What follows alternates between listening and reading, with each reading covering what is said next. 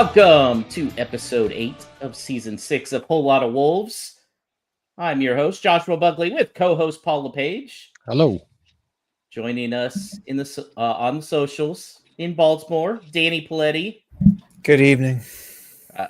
I like your esports thing has made it into the countdown. Nice job, Paul. Nice job, Danny.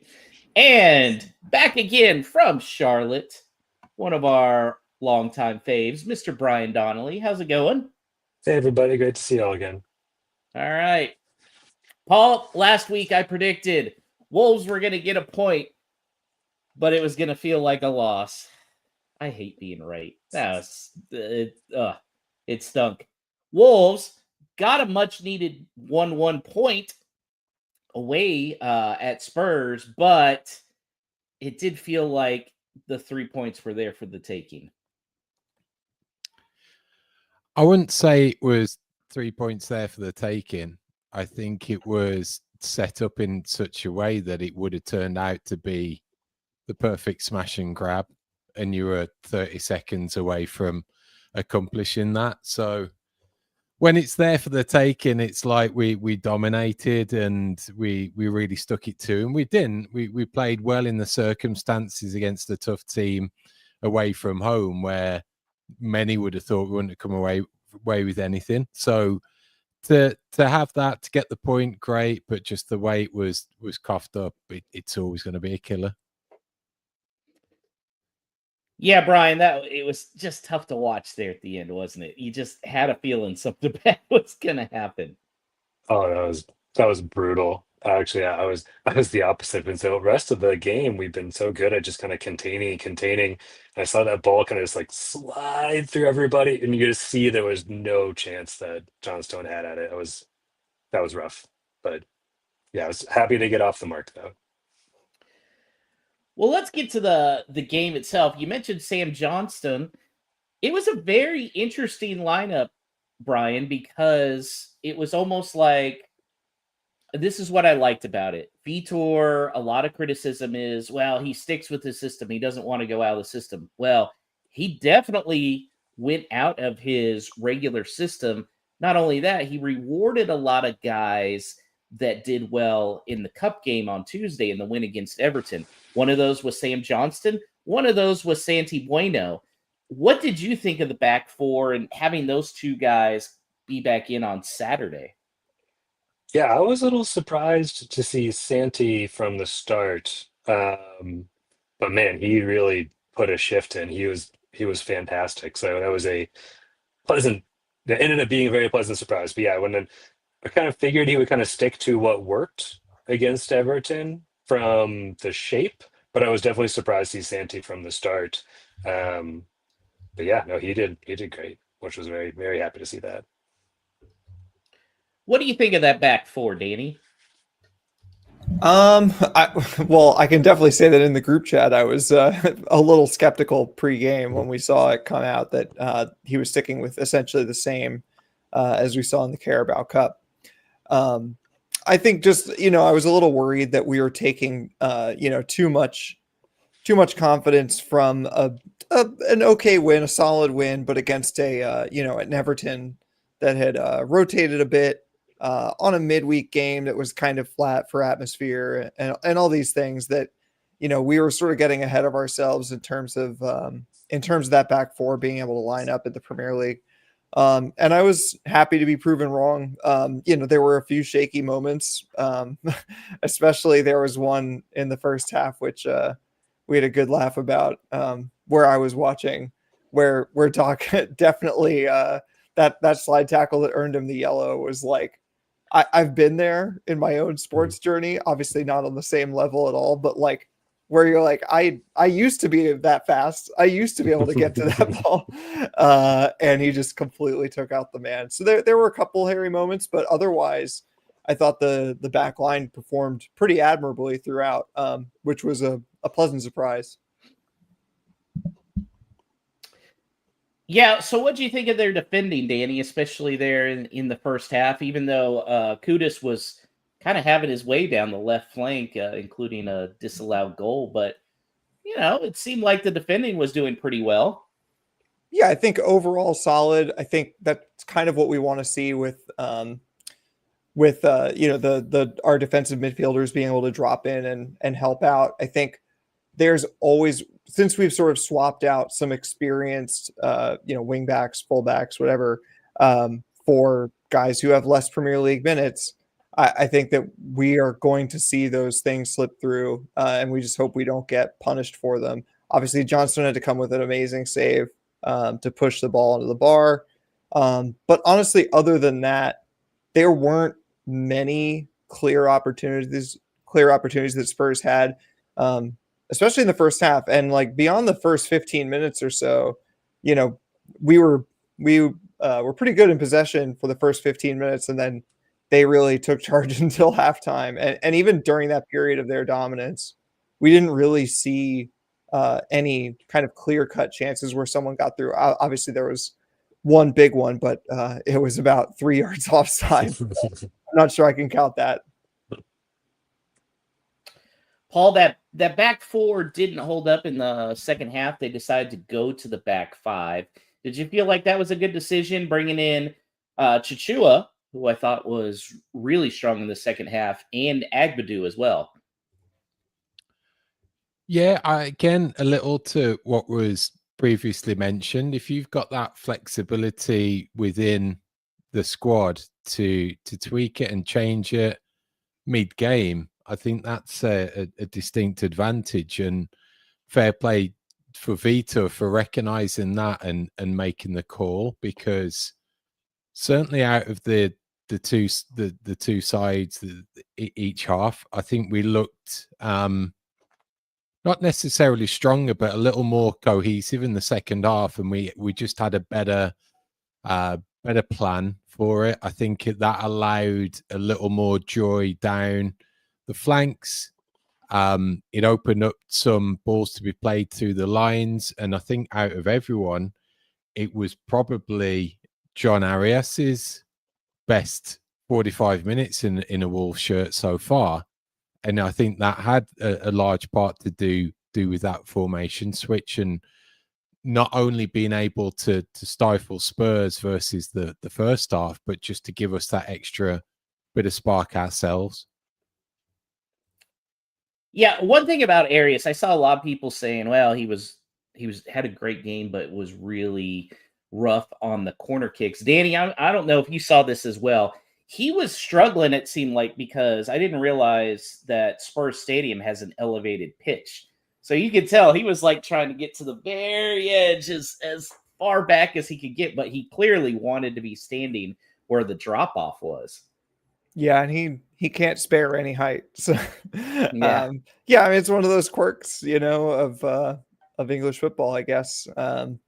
Because even this ultra modern stadium with a go-kart track underneath of it, still doesn't have that much space between the corner and the advertising boards.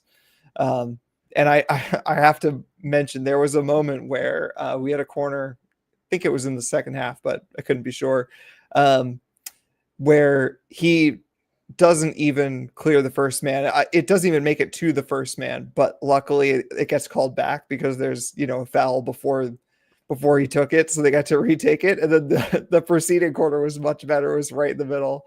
Not the one that we scored from, but good to get some mulligans on those so that he can hopefully sharpen those up. Speaking of scoring, Brian, would you have imagined that Santi Bueno would be the one that gave the Wolves their first lead of the Premier League season? Absolutely not. You could have given me, well, I guess there's 25 guys on the list, on the squad. I probably would have guessed 22 names before I would have come to Santi. And the other three are goalkeepers. And the other three are goalkeepers, yeah. Tom King. Oh, no, he's gone. So Bentley, he can put a boot on it. Yeah. Well, what do you think, though? Andre had a really great shift as well. Possibility for him man of the match, right, Brian? I mean, he's always steady. Oh, hopefully it can always be steady. But I think man of the match has got to go to Santi. He was everywhere, just everywhere in the back end. I can very much hope this form for Andre continues. He can be man of the match every match going forward, but I think this one does belong to Santi to me. Danny, do you think all this Andre not making the starting 11 has kind of inspired him? Well, first of all, I hope it's behind us because I just can't handle him coming in and then going out and all this stuff where we don't really have any information. You know, it was like almost better when it was like Cunha, and we know that he's got this big ego, and like we don't know what's going on behind the scenes. I've heard some various rumors, but none that I want to repeat here because they don't seem, you know, I have no idea about their credibility. But so I'll be really happy if it's behind us. And yeah, I just think, you know, Andre is one of our best players, but, you know, easily. And in a team that's somewhat weak, which I think we all sort of believe after this window, a little bit weakened at least, you really need to be platforming your best players. And Andre has got to be in that. Probably easily top 3. And, you know, we can't afford to have him being on the bench in virtually any game. Talking about one of our best players, João Gomez was subbed off in the 64th minute, Paul. He was not pleased. But I feel like that was pretty understandable because he was already sitting on a yellow, and it just seemed like he had another yellow in him. Yeah, definitely at that stage of the game, the opponent away from home, it was gonna get to a point where he'd either need to make a tackle and it could be mistimed and him risk a sending off, or try and get one of those tactical fouls where you stop in a quick break or something. So I obviously you understand his disappointment, but I would have said good call from Vitor again in that situation. I think it was warranted. I think Bellegarde coming in and doing pretty well bodes well based on the fact that at least he's got the trust from the manager that if he is one of those midfielders that he can come and rely on in the center of the park, then he can do that. And not only did he contributed his defensive duties up until that 94th minute, but it did give us that extra spark in the middle of the park going forwards as well. So when you got someone who can pick up the ball, run with it, shield it, draw fouls, which could be important when you get into that late stage of the game, put some set piece work in their box, that's all bodes well for Bellegarde having a more formal role to play as a centre mid. Well, the Mosquera squeezy bummometer was definitely running high, Brian, and then in the 94th minute, just couldn't hold it. Of all the people, João Palhinha, who we've been like linked to him for years. Oh, this is Neves's replacement. Wasn't even a attacking mid. It's a freaking bruiser back there and just delivers a beautiful shot. Well, I mean, what was going through your mind right then? Oh, again, as I was saying earlier, shock, disappointment. It was one of those, like, you saw him hit it, and for a brief second, you're like, oh, that's gonna go wide. Then you see, you're like, no, that's uncatchable. Like, there's nothing you could do. It was just perfectly placed. It was honestly, I think at that point we were so close to the end. I had been already preparing for victory, so I was already basically, I would say, like half tuned out, ready to start celebrating the day. And then I was like, wait, what? No, oh, so I can blame tough. You then. Oh, no. Ready to celebrate I the didn't day. turn it off. My brain was ready to celebrate. So yeah, it was that was very tough. But yeah, it was a wonder strike. Like, it was just every time they replay it, I was like, yeah, man, he didn't have a chance. Like, Johnson just didn't have a chance. It was just perfectly placed right through traffic. There was nowhere else there was literally nowhere else he could have put it and either not get it deflected away or miss the goal entirely. So it's got one of those, Paul, like, I know you weren't game of ready to inches celebrate. cliche. Paul, I know you weren't mentally celebrating a win just yet, were you? No, even after that equalizer, I was mentally preparing for a defeat, So, but that is, I'm going to take some part of that blame as well, because I was fully on board with Tolo coming on and getting a breakaway goal to make it 2-0. I was firmly on that train. So I'm going to take some responsibility for the drop points on that one as well. You heard it, Brian and Paul to blame. Yeah, Your hate mail there. Even though he gave up that last goal, Danny, wasn't really his fault. I don't think anybody's saving that goal. Sam Johnston, we brought it up last week. Does he have a chance? And everybody kind of poo-pooed it, but it looks like he might be the number one. Yeah, I hope so, just because I think setting the precedent that having performances like that keeps you in the squad, I think, or in the starting lineup, I think is a good precedent to set. I'm gonna be a little bit of a downer here and just say that I'm not looking forward to, weeks and weeks of sort of questioning that. I'd really rather have a settled number one for the whole season and not have any questions about that. And I still prefer Jose Sa in terms of, his where I think his ceiling is at. But it's undeniable that Jose Sa's form has been terrible to start the season. Sam Johnstone, has really taken his chance, and I just don't see any way that you can drop him at this point. I think what's noticeable in the goalkeeping department, and really the trust that they've got as even running out a back four, that everyone just seems to know their job a little better when Johnson's in goal. In that you see our setup defending corners, for example, that it seems like bigger teams like to target the fact that Johnson's a little smaller. He's not going to come and try and claim the ball with two hands and catch it. So there's men right on him that they're stopping him. But that means that what the defenders need to do is actually go out and attack and defend the ball. So that's one problem solved. You've not got that worry of Sarr coming herring out and potentially missing it. Defenders have got to defend, and they seem to know that when Johnson does come and get a fist on it, that's what he's going to do, and it's going to clear it that way. So it looks like there's a little more cohesion at the moment, which is good. I think they've got a little better trust in Johnson as far as his kicking goes. It was largely okay on Saturday. I know he put one out of bounds, but for the most part, he's got that in his arsenal to either start the play or be that extra man that can take a pass and move it on as they build out from the back. So right now, I think it's definitely Johnson's jersey to lose. I definitely did not have the Santi Bueno Sam Johnston's redemption tour on the bingo card for this year at all, especially this early. Paul, what do you think, though? 1 point. Are you viewing this as glass half empty, glass half full? I think you got to look at it as half full, just in terms of the next upcoming run of fixtures, and just looking for some positives in that.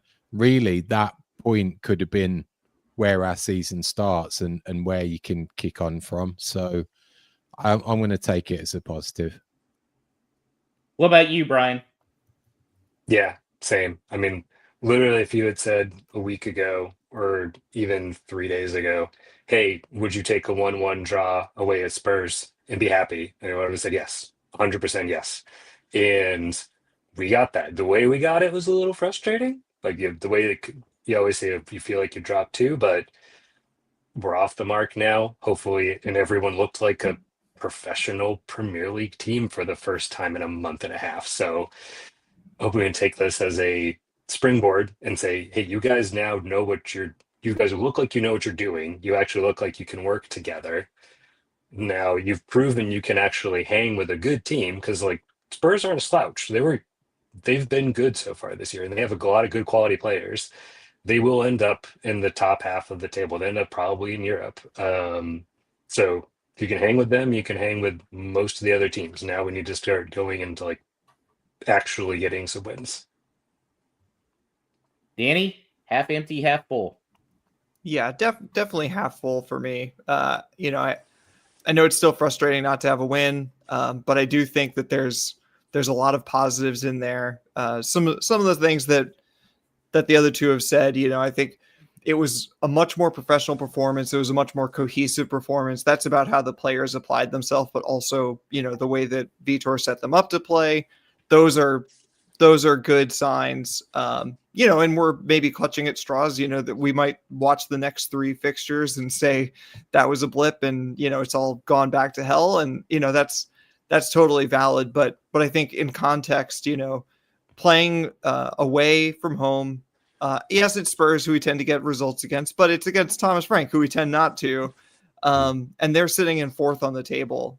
And I think we still think of Spurs as the team that finished 17th. And I just, this is a fairly strong team that I think, the team that we saw play against Leeds, we never would have thought could go toe to toe with them for 90 minutes in the way that we did, a very competent performance. So there's more than enough there to see that there is room for improvement, but also like active improvement happening.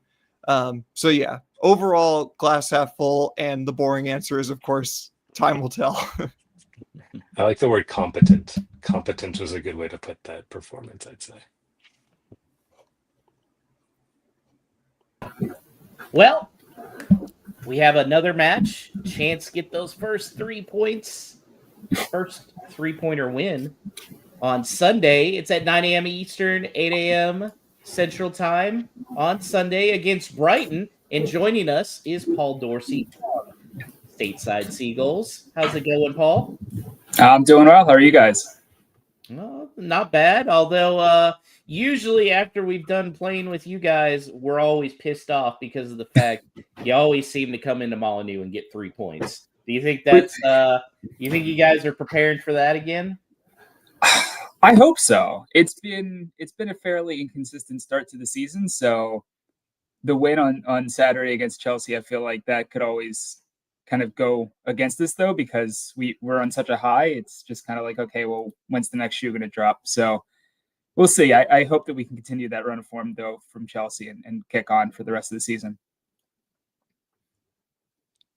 How some of those victories really set expectations for the season, Paul? Where do you think Brighton are aiming this season? Yeah, I'd say at the start of the season, because we missed out on Europe so closely last year, I think that the expectation going into this year was kicking on and really getting into that European competition again. And like I said, I think that the start of the season has been really inconsistent so far. So we had a big win against Chelsea. We've dropped points though against Tottenham and Fulham. Really, those are the big dropped points opportunities. We also lost to Bournemouth. That one we were kind of fighting against it the entire game, so I'm not surprised about that one really. And Bournemouth started out really strong too, so that one was kind of, I guess, to be expected in a way. But to lose a 2-goal lead against Tottenham, to lose a win potentially in the last few minutes against Fulham, it's just kind of one of those things where we're trying to figure out where we can get the points and whether or not we can actually be in that European competition throughout the rest of the season. And hopefully this Chelsea win on Saturday is really the thing that kind of kicks us forward and is that motivation to really kick on and get a bunch of points now. But it's kind of one of those things where it's kind of wait and see if this is, how the season's going to go, or if this is just kind of a flash in the pan and, it's going to be more consistency going forward.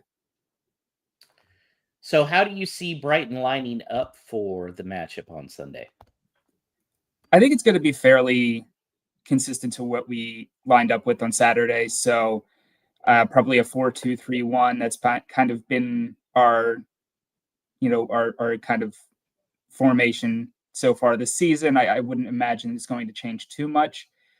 Maybe some different players into the starting rotation. So maybe Danny Welbeck, he had 2 goals on Saturday coming in as a sub. So maybe him instead of Jorginho starting up top. And then maybe Brian Garuda coming in, and hopefully he can get another goal at Molyneux. But maybe he could come in as a starter instead of potentially Diego Gomez, though it's hard to take him out of the squad. He had 4 goals in the Carabao Cup. So, there's a lot of competition for those places. I don't see too much change. Maybe also Stefanos Zimas, he's a really strong attacking prospect that we have, and he's been slowly being integrated into the team, getting more game time, coming in as a sub, so he could definitely have more of an impact going forward. So it wouldn't be a surprise to see him as well.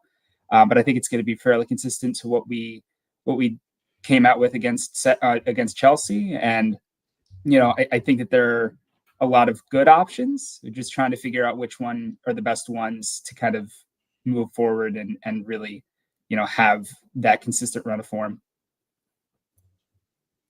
Well, Paul, thank you very much for joining us once again. Absolutely. Thank you, guys. And no good luck for you on Sunday. The rest of the season. Same to you. Yeah. That was Paul Dorsey Okay, from Stateside Seagulls. Thanks for joining us. So, guys, a lot to really think about as far as Wolves' side for this matchup. And Paul, it seems like we all kind of feel like we know who the goalkeeper is going to be, but is Vitor going to go back 4? Is Krejci the main guy leading in the back line again? What do you think?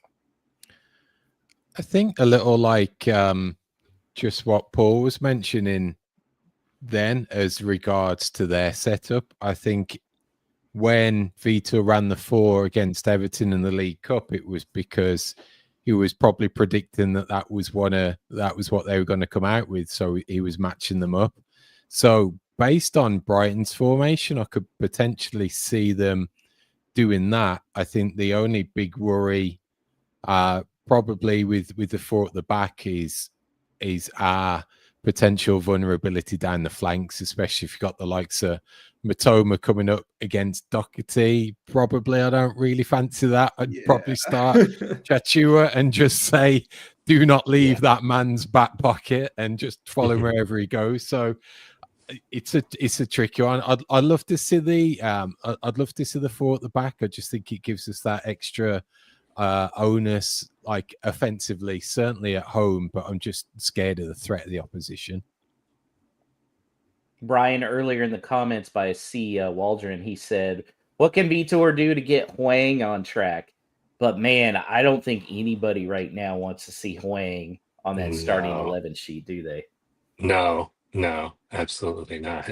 And that was just so bad because he seems like such a nice guy. And he's like, when he's on, he's so much fun. But no, I don't want to see Wang on the starting 11 again. And also, like, I want to see more Fair. I got to see more Fair Lopez. Like, they keep getting in game states where it's not right for him to be the sub to come on. But I want to see more of him.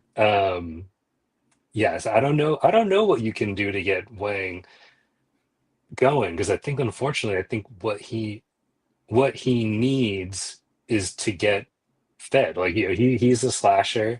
He's not going to carry the ball into the box. He's just going to needs to be that, what do they call, like the fox in the box, just like have a ball come to him and score. And he just needs to have he has to have one nice moment and it could turn him around. But he keeps just he keeps doing stuff that's not what is his game. And whether that's he's being put in the wrong spot or I think he still has so little confidence that I'm not sure what it's going to take to knock him out of it. And it's I think at this juncture, though, I don't think you can put him out again as the starter at the moment. Yeah, he's just the ultimate, if he has confidence, he's great. But if his confidence isn't there, I mean, that was a rough watch for him in the first half, and you hate to see it. I do. I want to point out, I do find it kind of interesting. People keep sort of going around and around about, is Hwang going to start? Why is he starting? And all these things. I don't pretend to know. I never style myself as a tactico of any kind. But I just, we now are on every manager since Bruno Lage has loved to put him in. And I know that he's been through better periods in his time, but they must be seeing something that warrants that. you know, and like whether it's what he does out of possession or whatever, just a fair warning, I will not be that surprised to see him in the starting lineup against Brighton. I don't think he's a lock by any stretch. I think we have options, but if it's what he does out of possession and we're expecting Brighton to represent some threat, then whatever Vitor sees in him to make him start him, he might see that in this game as well. I think it's what he does in training, honestly. Yeah, I was going to say, I think Hwang's just a really good professional. I think he is, and that's why Manetzi keeps getting run. Is because although Manetzi, he works his butt off. It seems like he takes direction well. I think he just, not to be like a knock as a teacher's pet, but like I think he's just the guy who, when the coach sees him, again, we can't see training, so we don't know, but I have to imagine that like he's working his socks off in training, and every time the coach tells him something to do it, he tries his best to do it. Whether he can do it or not, it's a different matter, but he always tries. And I think Vitor just loves guys who try their best. Again, that's why Manetzi's here. You're on mute, Paul.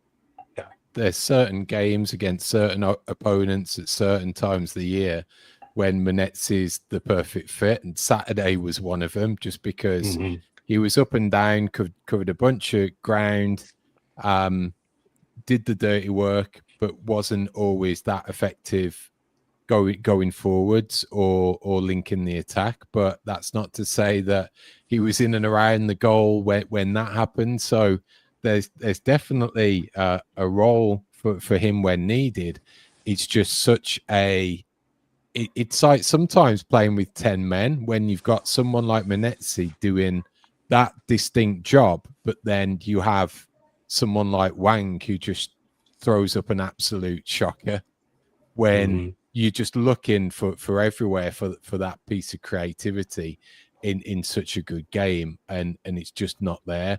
Like that one moment where in the first half he did that really good bit of skill to bring the ball out, but then his pass was about 5 yards undercooked. That was knocked brutal. Doherty out of position. They were chasing back. It was just like, why can't it all be stitched together that when he's good? Like it's just.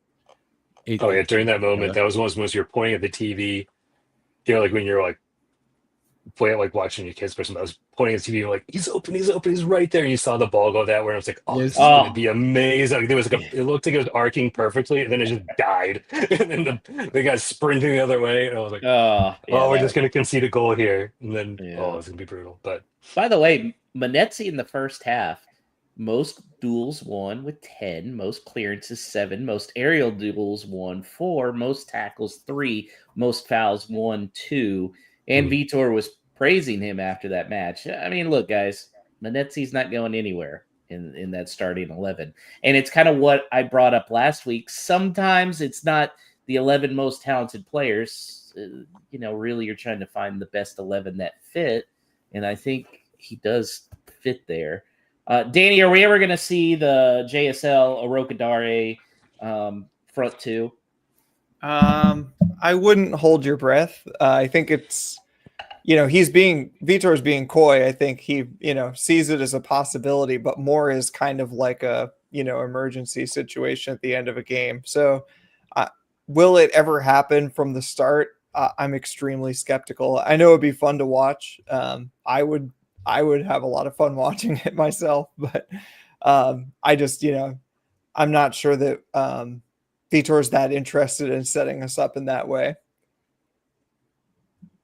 I think if it does happen, Paul, like everybody just needs to post that video that's out there where the fans yelling, Pereira, 4-4-2, and he turns around and says, fuck off. It's still one of my favorite that's out there. All right, let's go to the prediction board. Paul, me and you being eternal optimists, we got 2 total points last week. Woo! So we are tied for first with Danny. Alex is in second with 3, and the guest spot only has 1 point. Brian, what do you think it's going to be? I don't know. This is a really hard one to guess. I was trying to remember where we ended on. 2-2. Draw. 2-2 draw. Okay. Danny? I'm going to be a downer. I have a lot of reservations about this game. I think we're in a weird cycle where the home crowd is maybe not as helpful, which is totally understandable because people are just very nervous about our situation. And I wonder if we'll start to see better performances away than at home. And add to that the fact that Brighton always seem to get a result against us. And honestly, what Paul Dorsey said that Welbeck might start, if he is brave and goes for that back four, and we have Matoma and Welbeck against Santi or something, I'm very worried. So I'll leave a tiny bit of optimism and say 2-1 Brighton. 2-1 Brighton. I love how that's your optimism. We'll score. We'll score. And the one goal will be from open play. So there you go. Okay. Alex wasn't able to make it tonight. He also said 2-1 Brighton. Paul? I'm of the thinking that another positive draw is actually okay. If it's a building block against a decent side who always do well against us at Molineux. If we got some positives like we saw on Saturday to take away from it, it may be high scoring draw or something like that. We see more flashes of players that haven't quite started hitting the heights. I'd take that as a positive.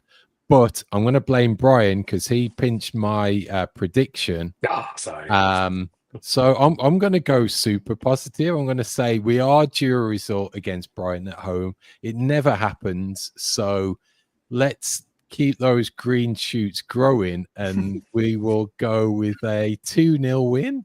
2-0. A clean sheet. My God. Wow. 2-0. Oh, How many red cards are they going to get for that to happen? That's harsh. That's Well, I said last week I anticipated a draw, and it was going to be a draw that felt like a loss. Well, this time, I think it's going to be a draw, but I think it's going to be a draw that we're pretty happy about afterwards and kind of feels like a win, a late one, maybe 85th minute, maybe a little tea time, perhaps. I'm going to say a 1-1 draw.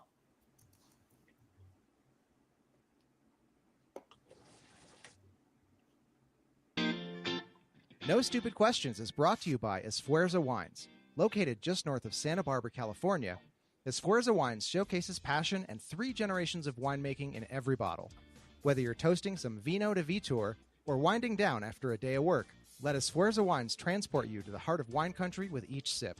Now at esfuerzowines.com, you can use the promo code VITOR, that's VITOR, at checkout to receive a 30% discount off your order. And don't forget to try the special edition 1-pack wines to show your passion and support for Wolves with each glass. This message is intended for those of legal drinking age. Do not drink and drive. Excessive alcohol consumption may be harmful to your health. If you or someone you know is struggling with alcohol abuse, please seek help. Esfuerzo Wines reminds you to enjoy their product responsibly and in moderation.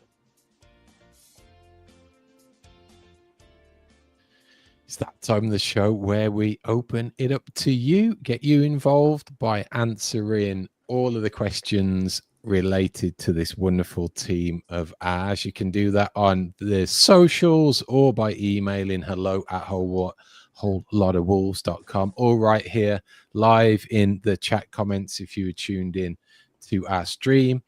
It is a segment sponsored by Esfuerzo Wines where you can get that 30% off your order by adding the coupon code VITOR when checking out at esfuerzowines.com. First up, we have our friend Todd DeWitt. Todd has emailed hello@wholelotofwolves to ask which professional wrestler or wrestling personality would you like to see collaborate with the Wolves to do a line of merchandise with, and what sort of merch would you like to see?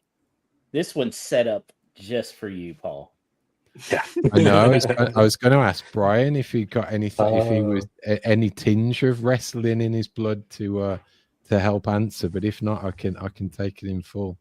I have very little wrestling information. It's all from like the 80s or maybe early 90s. Todd must have but missed the fan cast questions deadline, so he's asking us the yeah, wrestling I question. think that must know. But I can imagine Joao Gomez would look amazing in the Macho Man Randy Savage I was sunglasses. thinking Macho Man. That would be great with the tassels. Oh That yes. is it.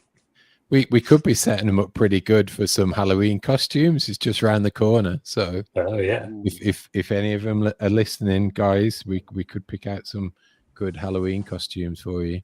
That, of course, also means our annual what Halloween costume is every player. Oh wears. yes. Yeah. That's next week. On this one, I'll say that I'm going to go with a. When we were mentioning the other week about new owners, I'm going to go like this brand new ownership conglomerate, all of these big heavy hitters when it comes to sports ownership. And they would be the NWO, the New Wolves Order. So that and we'll just have that old gold and black NWO, and that would be our wrestling theme. Who would be the best owner out of the wrestling world? Isn't there? I mean, anyone? obviously, guy The that Rock owns can't afford it, Polo. even though he'd like to, because he can't buy it for $10 like the XFL.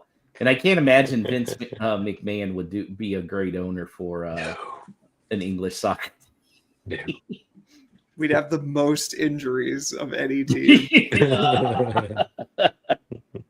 Yeah, it is slim pickings when it comes to Speaking of wrestlers, wrestling owners and those types Although- of organizations.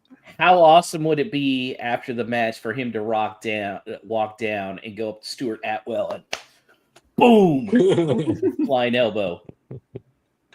yeah, we need more beef with the masters of DJ VAR. Yeah. I don't know. The only answer I ever have for this kind of thing is Gold Dust, which is really hearkening back to my youth when I actually did watch wrestling. But he's long since moved on. Okay, next up we have Kato, who is on duties on X. This is a really good one because he says greetings from Melbourne, Australia. So hi down under We Kato. found that one. We always wondered, Paul, who that one person was in Australia all the time, all these years listening. Yeah, so that could be. So we got Kato to add to Pedro Neto's mom in Portugal. That 1%. They say, love the show, and it's some positivity. I will believe we will go on a bit of a run the next couple of months as players become more familiar with the league and their teammates. Thoughts on this? Brian, what do you think of Kato's positivity? I love it. I was thinking about this the other day because I didn't get a chance to pull it, but it seems like over the last number of years, our theme is the first 10 games are terrible. We play European quality football for like 15 games, and then we peter out. So we could just repeat that pattern again. And as long as we end up at 17th, then it'll just be another Wolf season. Because like there'll be about 3 weeks in March where we'll be like, do we have a shot at 7th? Is this something we can do?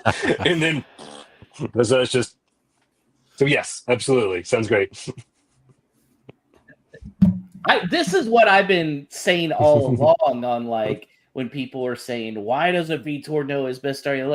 Because he doesn't know the players. And yeah, Just met 'em he's all. starting to learn these guys now. Very clearly, Krejci is showing where his best position is, and that's as a left-footed center back. So, he's starting to learn these guys. They're also having to adjust the Premier League. Okadare was one who brought it up when he signed and said, hey, it's probably going to take me a little bit to get used to Premier League. And that's a big dude, too. So imagine these smaller guys.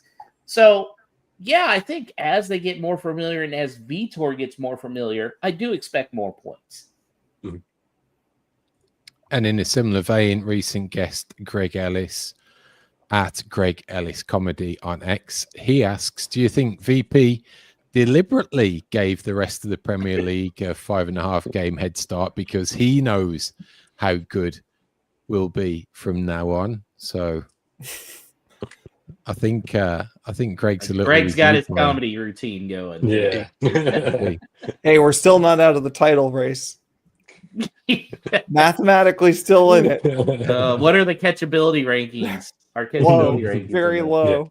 very low. No, I'll just point out that, I think that both of these questions are sort of in opposition to a lot of the doom and gloom that's out there. And I totally understand the doom and gloom, and I will not deny that I participate in a lot of it from time to time. And I just, I think that there's a good case to be made also that, Vitor has shown in the last season that he can pull results together in both pretty ways and ugly ways, and he can continue to do that. We also know that that a lot of these players were more than capable last year. Players like Agbadou, it's not like he's done with soccer for the rest of his life. Like he's more likely to revert to the mean than he is to stay as bad as he has been.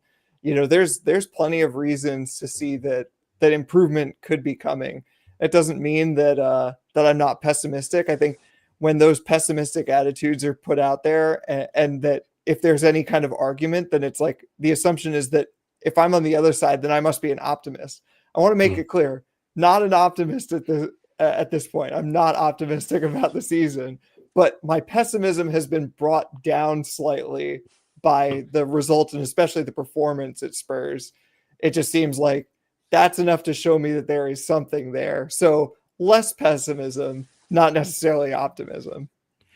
I think I'm the same largely. I think my fear and where the worry around Vitor comes in is, has he been found out in that he had that really good season, kept the team up, but based on his history, has he really got that quality to kick us on to the next level? Then at the same time, was it a flash in the pan? Now that they can watch a Vitor Pereira team on film, these coaches will pick him apart and know where his faults are and how he can be got at. So that's kind of tempering my expectations right now. But I just think this next run of games is crucial. But I could see it start to click with a good result on Saturday. I think a really good sign of where he is and where the team is will be ultimately going up to Sunderland after the international break. That's going to be a genuine pulse of where we are as a team and as a coach and how our season's going to unfold, I think. Yeah, there definitely was some negativity after that match, Danny. Yes. Are you gonna Andrew Smith, I am talking about you. I love you. And it got personal in terms of It got personal. college He started, football like, team. dogging Alabama gonna lose to Georgia, man. I was taking strays I didn't even think I deserved. And Yeah, sometimes I do since deserve Paul brought them. up the international break, I also want to point out that, we're coming up on one. We'll talk about it in the next episode, I'm sure.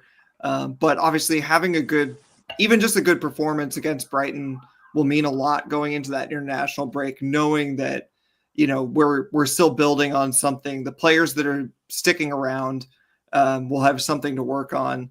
And so, again, this is probably not a great advertisement for how good this game is going to be on Sunday, but as long as we can keep it tight and show a pretty competent, I'll use that word again, defensive performance, and show that we can at least create something, then that could be enough just to sort of continue building on things for those more plum fixtures after the break.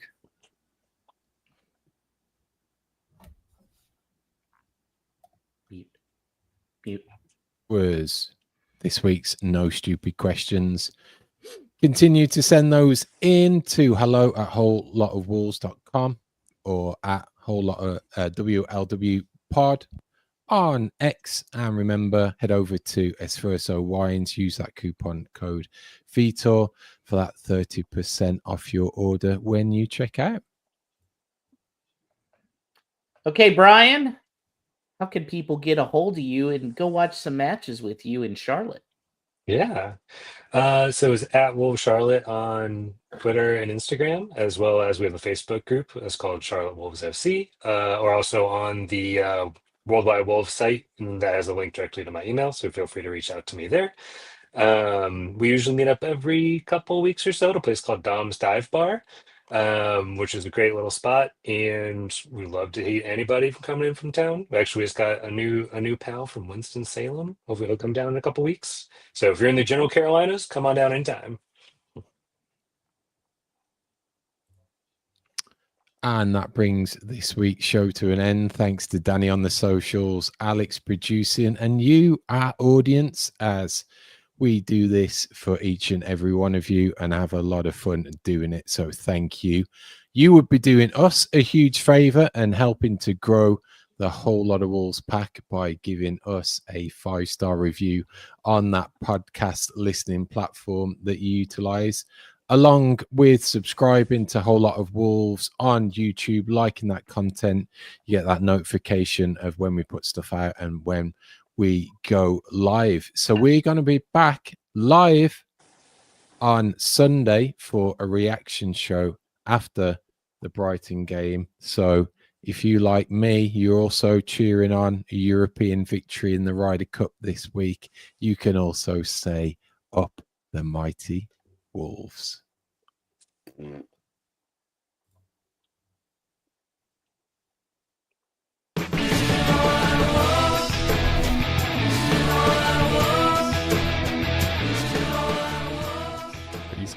Esports.